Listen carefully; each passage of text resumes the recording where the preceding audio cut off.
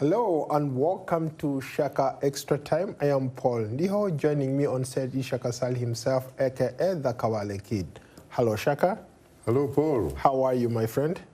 I have to say that not only am I hugely terrific, but I remain simple, easy, and as some of our fans have suggested, an awesome son of Africa. You know, speaking about fans, I ran into a lot of fans in West Africa who admire you. For some reason, they think you're the guy. That I'm the guy? Yes, they speak very highly of you. Well, if that is the case, maybe I should take this opportunity to thank them from the deepest, better part of the bottom of my Kawale heart and soul for their compliments and support. Interesting. Thank you, Shaka. You're most welcome. A warm welcome to you all. Our Facebook followers are watching us live. Shaka Extra Time is a show that comes to you every Tuesday. And today we'll be talking about a wider range of issues, but maybe we'll start right here and talk about the coronavirus. Shaka, this thing is scaring the hell out of people. This thing is real, and in fact, it has really tampered with people's lifestyle. And no question about it. I don't know how it is going to end. You know, I was surprised that with all the talk that has been going on, it looks like Africans, or at least for the countries where I was in Ghana and Nigeria, it looked more like those guys are more prepared to handle coronavirus than it is here in the United States. For example, when I landed in Accra, the first time I landed in Accra, I was subjected to all sorts of checking. You go through 2 levels of, checking to make sure that you're not bringing anything, or if you have any temperatures, they put you on the side. And the same thing in Nigeria. Did anybody touch you? Absolutely not. No, you stand in front of cameras, they scan you, and once they give you a clear, the cameras give a clear, then they let you go. But I was surprised that when I came back here, I did not even interact with an immigration officer at the point of entry. Was it Washington Dulles International? No, it was one of the busiest airports in the world, the Jackson Hartsfield in Atlanta. Atlanta? Yes, yes. Nothing? Absolutely nothing. I did not interact with any human being at the border. It was just me scanning my passport and handing the slip to a customs officer, and that's it. Hey, Paul, I'm really glad that at least you come back from Africa with some good news that we ought to share globally. Because often, whenever you hear about Africa, almost everything you hear about, for the most part, is alarming. But in this particular case, I'm glad that you have some good news to report. I mean, when you think about it, I was in Lagos, where they have had 2 cases. The land of Oga. Yes. But those 2 cases also have actually been identified with foreigners. Correct. We're talking about French. Was it Italian? Italian. Yeah. Yes. Yeah. And what was, I guess, what was remarkable was even the level of preparedness or seriousness that the people on the plane, almost everybody on the plane had a mask, flying from Lagos to Washington, because nobody wanted to be quarantined. So did you have a mask too? I had 2. You had 2 masks? Absolutely. Right. And on the plane, people were all, had all their masks on. But I was surprised again when we landed, everybody, whether it was the first point of contact, the people who came onto the plane to get some of the sick passengers off the plane, none of them had a mask on. So I was like, what level, how is the United States prepared to deal with this thing if they're really not taking it seriously at the points of entry? Very interesting. And when you think about the fact that this is the period when you really do not expect a vaccine very, very soon. Yeah. In fact, scientists are saying that vaccine, probably we should be thinking in terms of, beyond 6 months, a year, and who knows, could even be 2 years for that matter. In fact, I was talking to one of some health professional in Nigeria, and he said that maybe one of the reasons why they have done so well in terms of being prepared, it's because they have had cases previously of Ebola yes. and Ebola outbreaks and other outbreaks that have really put them at that level where their level of consciousness is at a very high level. And in fact, if you remember, during those days of the Ebola virus, Nigeria stood out like a star country. Right. So I think that you are right. They learned some lessons, you know, from that particular experience, and they seem to be making good on it. And their ability to, for example, when the Italian guy came into the country, their ability to track the Italian, this Italian national from the point, from the airport to the 2 states where he went is remarkable. They were able to trace at least his taxi driver, the people he interacted with, within a very short time. It's very interesting that you have such a huge problem with the coronavirus in Italy. Almost virtually the entire country right now is in pretty much a very uncomfortable state. Initially, you were talking about Milan, you were talking about the northern part of Italy, but as we talk, it is pretty much the whole country. How can you possibly quarantine a whole country? Well, sometimes you have to do what you have to do. If that's going to stop the spread, which I doubt it will, you have to do that. Look at China. China, where the epicenter is, that neighborhood, you are talking about in the neighborhood of 70 million people who pretty much have been quarantined, really. Can you imagine that happening here, especially with the democratic sort of system that we have here? It would be very difficult sometimes, some of these things to actually to be introduced. Yeah, I think here what is going to happen here, it's individuals taking responsibility. If you think that by being in a public place, by sending your kid to a school is going to expose them to the coronavirus, I guess it's best that you probably avoid those places.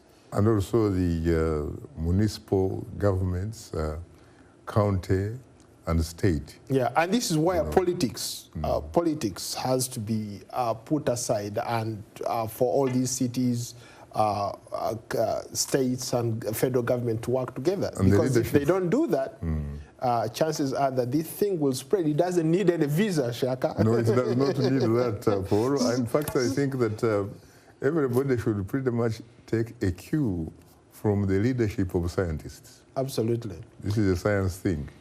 In terms of impact, how much of an impact do you think a coronavirus is going to have on the global economy? It's very unfortunate because I was reading somewhere that you could very well be facing an economic recession. You saw how, for example, the stock exchange is tumbling in Wall Street. You saw how, for example, the oil markets are pretty much tanking. And that is part of the reason is because people are not willing to travel. There are a lot of planes that can't even fly from one place to another, all that kind of stuff, because partly they do not have passengers. And the other is that a lot of countries have basically banned flights to and from China. And yeah, it's going to be a very huge thing, really. I think that it's going to affect a lot of people, especially when you talk about how these oil prices have pretty much collapsed. You can imagine some of these oil-producing countries. There's going to be a huge problem, and of course there will be spin-offs also, in the sense that there are also people who do things that benefit directly or indirectly because of the oil, trade and all that kind of stuff.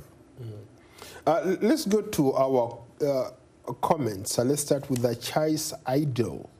What's the level of Africa's preparedness towards the coronavirus disease in the event of a massive outbreak? Well, at least you have told us about what you experienced in 2 countries, and it looks like there are also some other countries that are on the right track.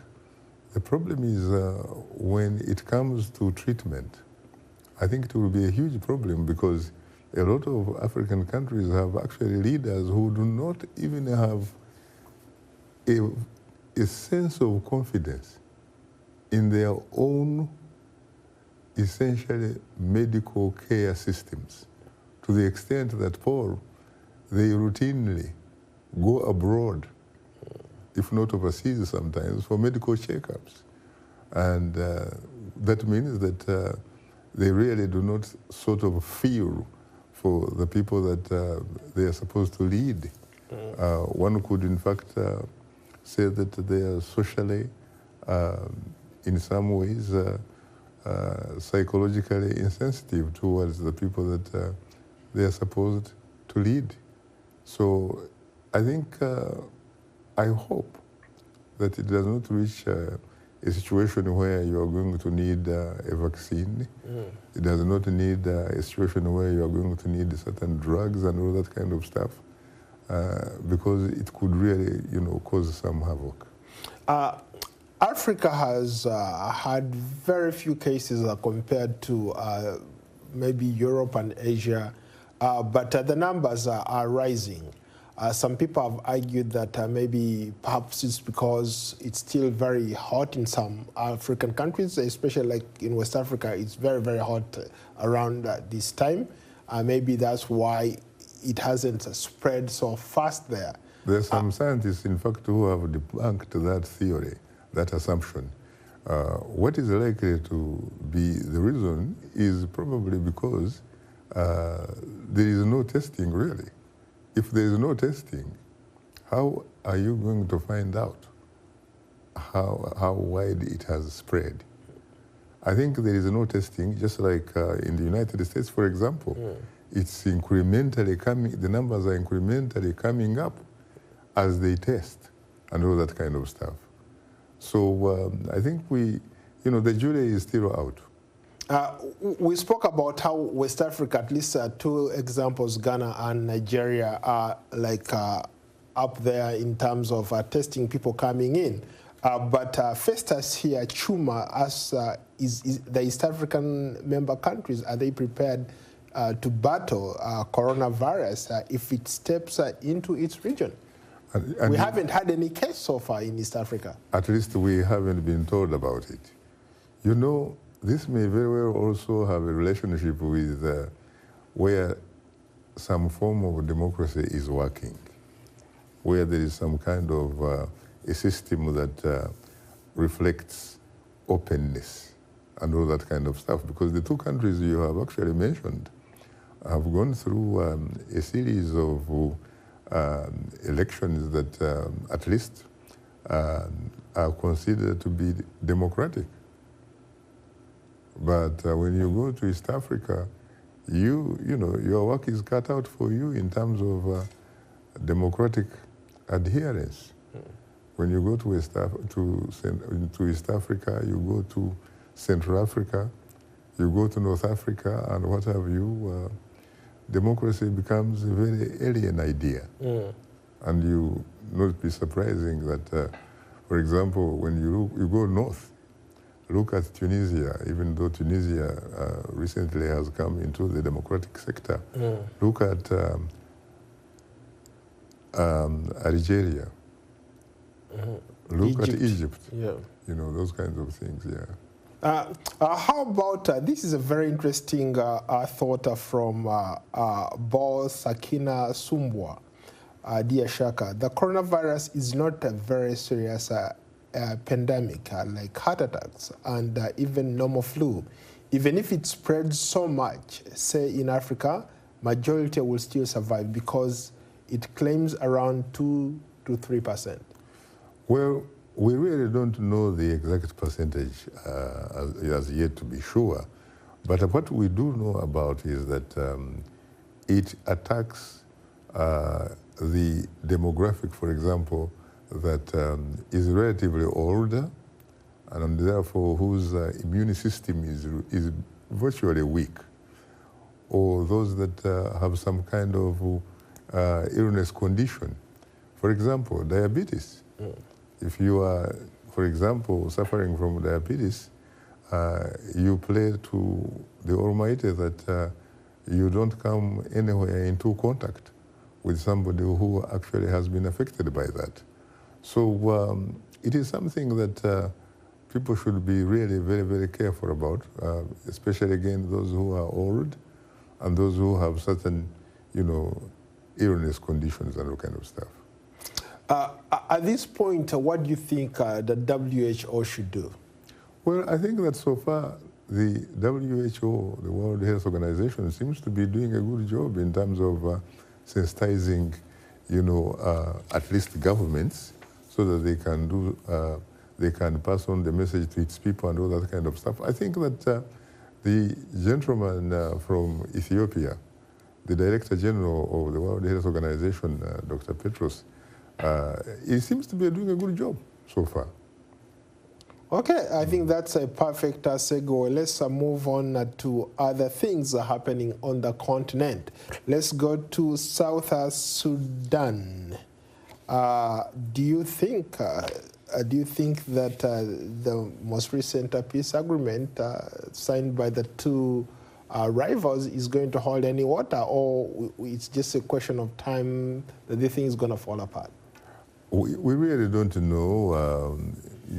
I remember we had a show on South Sudan last week, and we had at least people saying that there is the apparent political will this time around to make sure that, that the people who hold power have an opportunity this time around to make sure that they are in a position to provide services, the badly needed services to their people. Mind you, there is almost half of the country, if not more, is now made up of refugees, whether they are internally displaced or whether they are actually refugees physically living in the neighboring countries and all that kind of stuff. It is somebody, I think, who said that when you look at a situation like South Sudan, you have to hope for the best while planning for the worst. Or you could even put it the other way around. You are planning like for the worst while hoping for the best.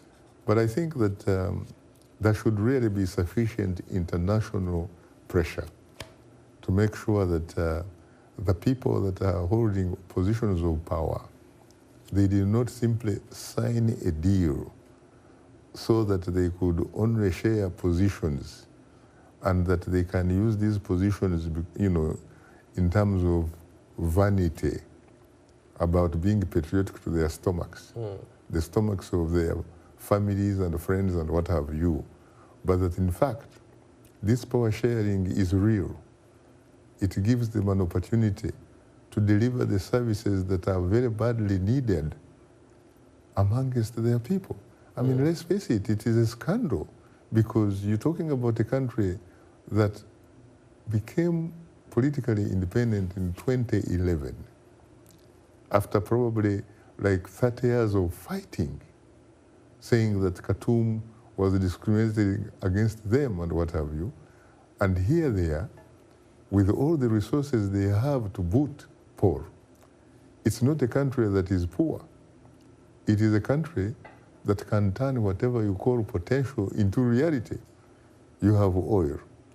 You have land that is so fertile, so arable. I have had the opportunity to fly over that country twice.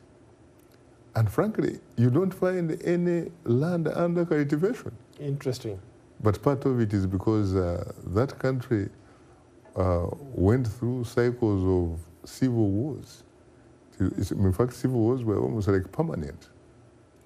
But now they have a great opportunity to make a difference. These leaders, sincerely, should refrain from making decisions that reflect policies that, at the end of the day, put misery on the faces of their people. They should come up with policies, they should make decisions that have the ability and the capability of putting smiles on the faces of their people. Let's do some two key followers. Let's start with Simon Deng. South Sudan peace agreement would not fall apart because Riek Machar was given his demands in the country. But was the problem about Riek Machar, or it was the latter? It depends, of course, on who you are talking with. There are those supporters of Salva Kiir who do not see him making any mistakes one way or the other, and they allot all the problems to his main opponent, who is Dr. Riek Machar. And by the same token, there are also those loyalists of Dr. Riek Machar who do not see anything wrong with his leadership and what have you, and find a man like Salva Kiir Mayardit the man that should be blamed. But for those people, probably there is some reasonable chance that they probably are on the right track, because let's face it, President Salva Kiir Mayardit, he is a president of the Republic. He basically controls the levers of power. He controls the treasury. He controls the armed forces. He has a governor of the central bank, so he basically controls the budget. Right. And I think that he owes it to his people, because let's face it, if you asked him probably in a corner, put him in a corner and ask him, what did you fight for? Because he actually grew up pretty much fighting. He doesn't know, frankly, any other life. Job, Yes. And I think that when you think about the people that are dead, including the man who could have been essentially the father of the nation, John Garang. Dr. John Garang Mabior, I don't think that where he is, he's very happy about how his people are living. I don't think that people should really have fought and all kind of for these years in vain. Interesting. Bo here comes up with a totally different theory. He says South Sudan is infiltrated by outsiders, China, the West, and all these oil big companies. They don't actually think it's a conspiracy to have wars in an oil-rich African country. It's only to ensure that these countries manage the oil in that countries. I've not heard of this theory before, but he makes a good point. Yes, there are people, of course, who think like him. But for me, I honestly think that it is a very high time that we Africans step to the plate. We should cease or stop looking at ourselves as victims. We should be able to look at ourselves in the context where we have the power, and we should be able to assert it for the benefit of our people. I think part of the problem is that we are, first of all, not united. We do not seem to have the political will. We do not seem to think in terms of society, in terms of the country, for example. We tend to think in terms of me. What is yours is ours, and what is mine is mine.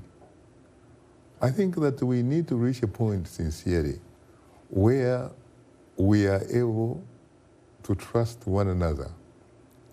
We have to know that we cannot live individually.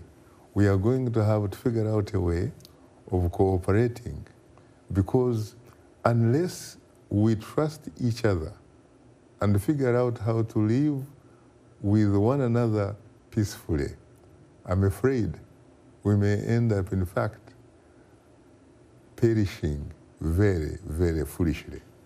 Shaka, at the beginning of the show, I talked about how I was in Ghana and in Nigeria. I met a very interesting young journalists, people who look up to you, and they say, how has Shaka done it? How can I be the next Shaka?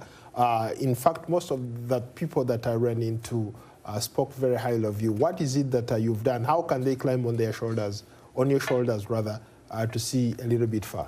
My shoulders are always there for those that are coming, behind me.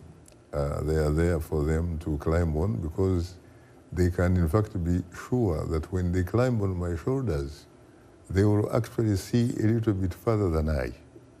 Just in the same way that I am not self-made. I am a beneficiary of those people that came before me. The people that were very kind, very generous, very reasonable, that gave me their own shoulders to climb on so that I could see a little bit further than themselves. There are also those who gave me a hand and helped me to cross some of those major obstacles. And I think that, first of all, I will tell you that if you want to be at least like Shaka Sali, first and foremost, you should be able to identify what you want. Once you identify what you want, then you look for the appropriate tools that will help you to navigate and negotiate your way to the destination that you think you should be at. And once you are there, you should be able to focus like a laser beam. It takes discipline. It takes very, very hard work. It's not easy. But you know what? There are people who have done it. If in fact there are people who have done it, so can you. So I think that it depends what they admire me for.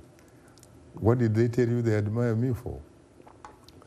They like your style. They like what your contributions are towards democracy as a whole in Africa. They like how when you're doing your show, you're on top of your game. How do you do it?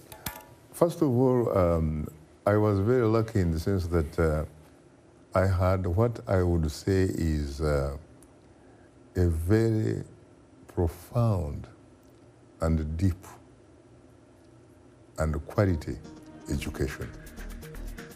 I took my universities very, very seriously. And so that gives the knowledge base that you get out of that experience gives you the sort of confidence that you need to negotiate your way around. I also have these other life experiences, like having been a paratrooper in the military and all that kind of stuff. All those things help me. And I'm also a guy who basically thinks in terms of being an agent of social, economic, political justice for all. Unfortunately, we have to wrap it there. You'll tell us about more, and then maybe on the next edition of Shaka's Time. Until then, so long from Washington. Thank you. You're most welcome. Yeah.